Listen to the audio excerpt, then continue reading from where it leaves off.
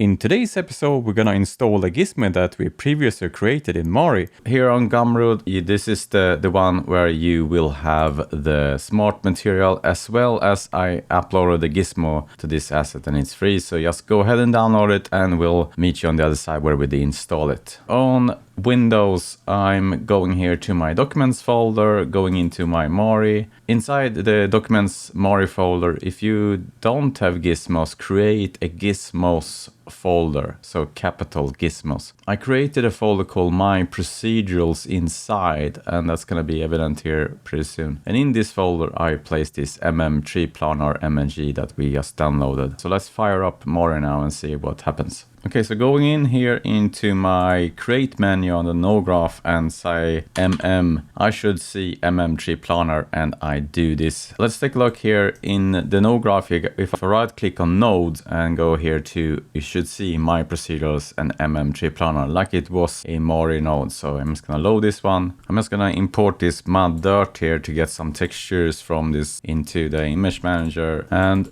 there we have it. I hooked up the textures, and now whenever I want this tree planar and create it into the material, I can just have tree planar and I get my group there. Okay.